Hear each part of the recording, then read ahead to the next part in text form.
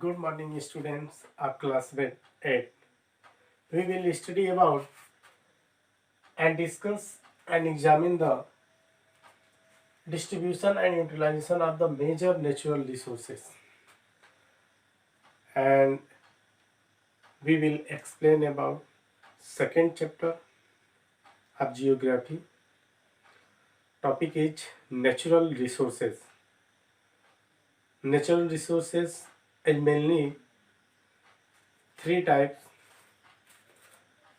soil, water and air.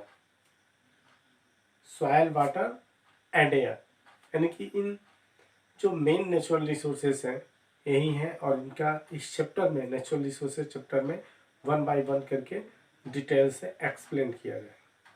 तो देखिए, natural resources in this chapter we will study, discuss and examine the distribution and utilization of the major natural resources, and these natural resources are not evenly distributed in the world. ये जो natural resources होते हैं not evenly distributed in the world, यानी कि पूरे विश्व में इनका जो डिस्ट्रीब्यूशन होता है, जो बंटवारा होता है, वह इवन नहीं होता है, एक समान नहीं होता है, ये अनइवनली डिस्ट्रीब्यूट होते हैं। यानी कहीं मोस्टली पार्ट में एक्सेस लेवल पे पाए जाएंगे, किसी एरिया में लो लेवल पे पाए जाएंगे, कहीं पे स्पेशली रहेंगे, कहीं पे काफ़ी लो लेवल पे रहेंगे, कहीं पे मीडियम लेवल पे पाए जाएंगे, और कहीं पे डेंस लेवल पे इनका एरिया ही रहता है। Land, soil and water, land, soil and water and air. तो मेनली आपका लैंड हो गया, फिर लैंड से रिलेटेड ही आपका सॉइल है, और फिर वाटर हो गया, और एक एयर भी होता है। लेकिन मेन नेचुरल रिसोर्सेज में हमें तीन चीज़ों को पढ़ना है: land, soil and water are three major natural resources and they are essential for survival on earth and they have great utility value. यानी पृथ्वी पे जीवन जीने के लिए ये जो थ्री थिंग्स हैं ये काफ़ी इम्पोर्टेंट हैं, और इनका ग्रेट वैल्यू है। यानी कि अगर हम देखें कमर्शियल के अकॉर्डिंग एंड ह्यूमन सर्वाइवल के अकॉर्डिंग, तो ये काफ़ी इम्पोर्टेंट है, क्योंकि इस अर्थ पे जो लाइफ है या इन्हीं की क्या है, कंट्रीब्यूशन है, देन है। बिना इनके लैंड, वाटर एंड एयर के life is impossible on the earth. तो देखिए, several factors influence their full utilization such as the population, distribution, relief and climatic condition। कुछ several factors हैं जो इसे अफेक्ट करने का काम करते हैं। उसमें utilization such as the population, यानी कि पॉपुलेशन के बेस पे यूटिलाइजेशन। जिस एरिया में पॉपुलेशन डेंसिटी एक्सेस लेवल पे पाई जाएगी और फर्टाइल लैंड एरिया रहेगा, उसका ओवर यूटिलाइजेशन। और जहाँ पे लो लेवल पे या स्पेशली लेवल पे या मीडियम लेवल पे पॉपुलेशन सर्वाइव करती है, उसका लो लेवल पे यूज होगा। डिस्ट्रीब्यूशन लैंड एरिया का ऐसा नहीं है कि जो फर्टाइल लैंड है वह टोटल ऑल ओवर वर्ल्ड में, जो फर्टाइल लैंड है वह कुछ एक लिमिट एरिया में। तो इन लैंड का जो डिस्ट्रीब्यूशन है, तो उस डिस्ट्रीब्यूशन के अकॉर्डिंग, और population distribution and land distribution के mountain area, plane area, fertile area, desert area, यहाँ पे है डिजर्ट सॉइल हो गया, फर्टाइल सॉइल में एल्यूवियल सॉइल हो गया, उसमें बांगर एंड खादर आ गए, एंड डिफरेंट रेड सॉइल हो गया, लेटराइट सॉइल हो गया, ब्लैक सॉइल हो गया। सॉइल में डिफरेंट टाइप के वहाँ की जियोग्राफिकल कंडीशन के अकॉर्डिंग सॉइल पाई जाती है, उनकी क्वालिटी डिफरेंट डिफरेंट होती है। उनमें जो मिनरल्स, ह्यूमस और जो भी मटेरियल्स पाए जाते हैं, तो क्वालिटी बेस पे, वहाँ की जियोग्राफिकल कंडीशन बेस पे, जियोग्राफिकल जो स्ट्रक्चर होता है उस बेस पे वहाँ के सॉइल की क्रिएशन होती है।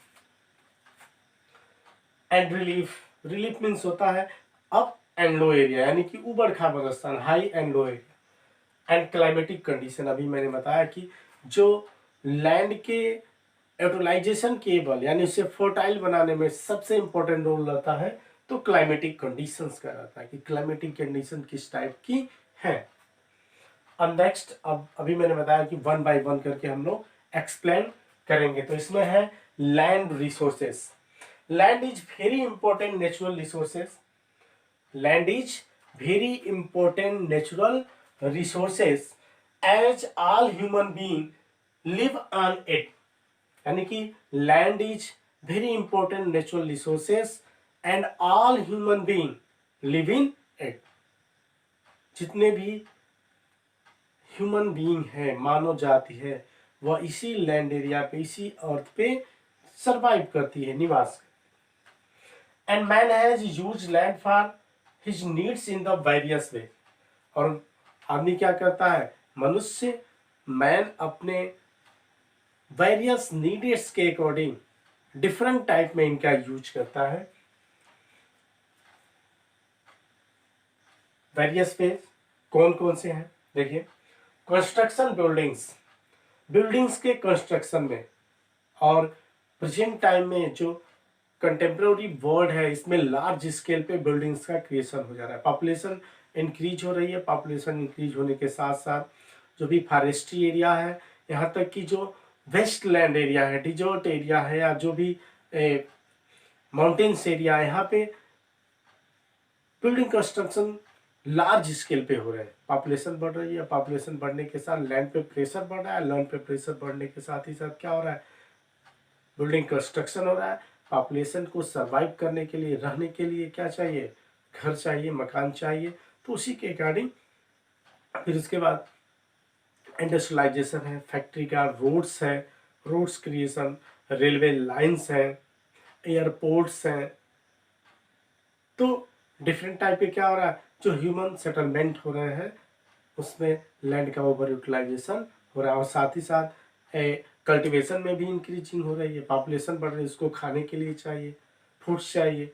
तो जाहिर सी बात है एग्रीकल्चर का प्रोडक्शन बढ़ाना पड़ेगा, उसके लिए हमें लैंड चाहिए। तो लैंड एरिया को क्या किया, एक्वायर किया जाता है। और इस जो भी फॉरेस्ट्री एरिया था, मोस्टली फॉरेस्ट्री एरिया क्या हो रहा है, वैनिश हो रहे हैं, उस डिफॉरेस्टेशन की प्रोसेस हो।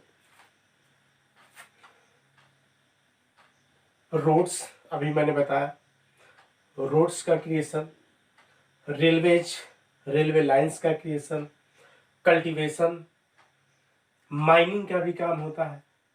जो एरिया है, स्पेशली अगर इंडिया को हम देखें तो स्पेशल रूप से जो प्लेटिव एरिया है, डेक्कन प्लेटिव एरिया हो गया, छोटा नागपुर का प्लेटिव एरिया हो गया, मेघालय का जो नॉर्थ ईस्ट का एरिया हो गया, कुछ हिमालयन एरिया में, हिमाचल प्रदेश, जम्मू कश्मीर, उत्तराखंड, इन एरिया में स्पेशल रूप से जो साउथ, जो डेक्कन प्लेटिव एरिया है, जो पठारी एरिया, वहाँ पे लार्ज स्केल पे माइनिंग का काम होता है।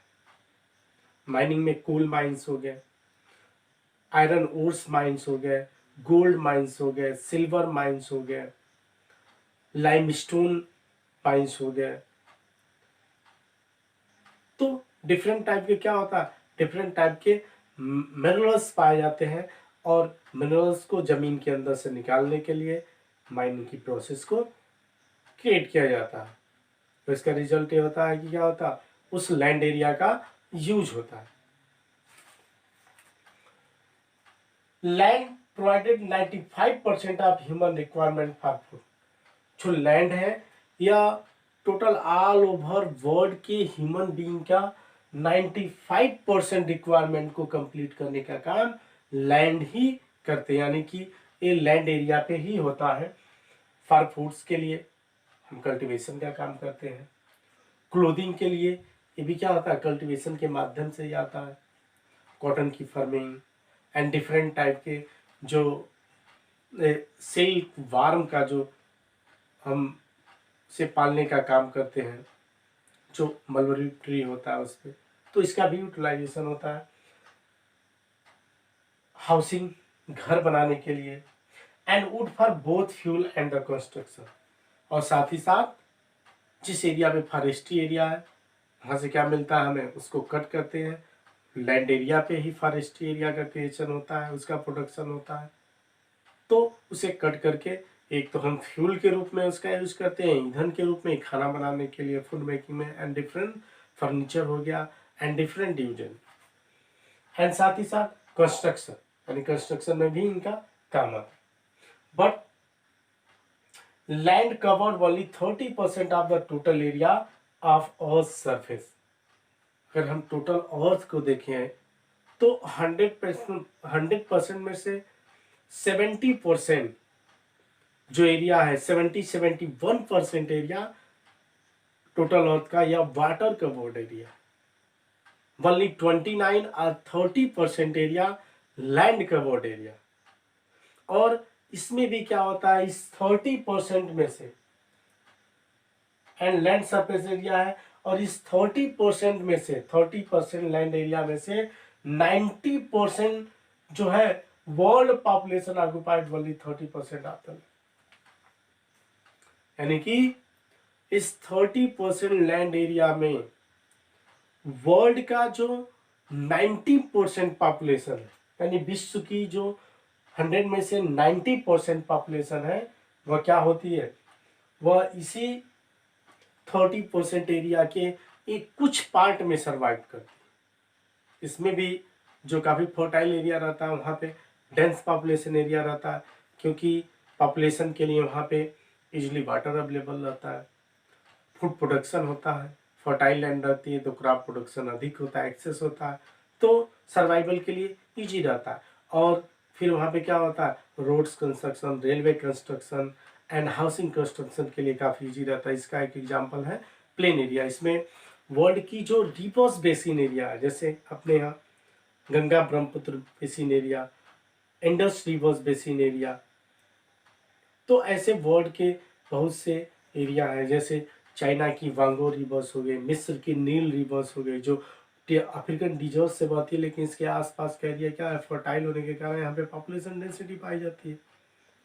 क्योंकि जो एवरी ईयर्स फ्लड आते हैं, तो फ्लड क्या करते हैं, वहाँ के एरिया को फर्टाइल करते हैं और साथ ही साथ कुछ एरिया को प्लेन बना के रखे हैं, वेजिटेशन वहाँ पे ग्रो होती है, क्रॉप प्रोडक्शन होते हैं।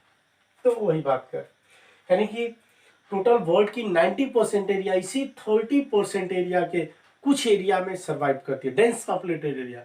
कुछ एरिया मीडियम पॉपुलेटेड एरिया रहते हैं और कुछ एरिया स्पेसली पॉपुलेटेड एरिया रहते हैं। फॉर एग्जांपल इंडिया का डिजर्ट एरिया, जो राजस्थान का थर्ड डिजर्ट का एरिया है, वह स्पेसली पॉपुलेटेड एरिया। आपको जो विलेज मिलेंगे 5-10 किलोमीटर डिस्टेंस पे लेंगे, वो भी क्या रहेंगे, पॉपुलेशन काफ़ी लो लेवल पे सर्वाइव करती है। वहीं आप लोग अपने यहाँ उत्तर प्रदेश को देख लीजिए, यूपी, बिहार, एक काफ़ी डेंस पॉपुलेटेड एरिया, पर स्क्वायर जो पॉपुलेशन है यहाँ पे, पर स्क्वायर पॉपुलेशन की डेंसिटी एक्सेस लेवल पे पाई जाती है। बिहार में 1100 समथिंग है, यानी कि पर स्क्वायर किलोमीटर में पॉपुलेशन की जो डेंसिटी है वह 11,000 के आसपास पाई जाती है।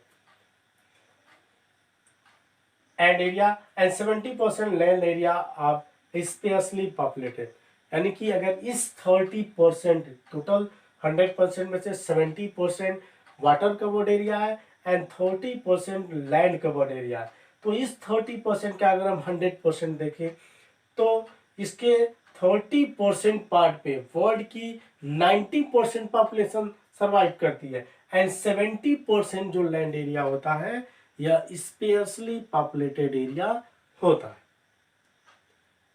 तो ये हो गया लैंड का।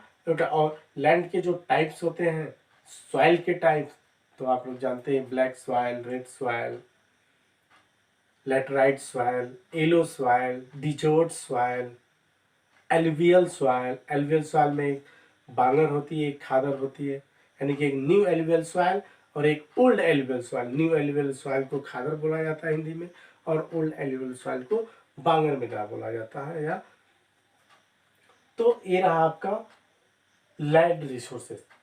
अब नेक्स्ट वीडियो में लैंड यूटिलाइजेशन करेंगे कि लैंड का यूज क्या। Okay, thank you.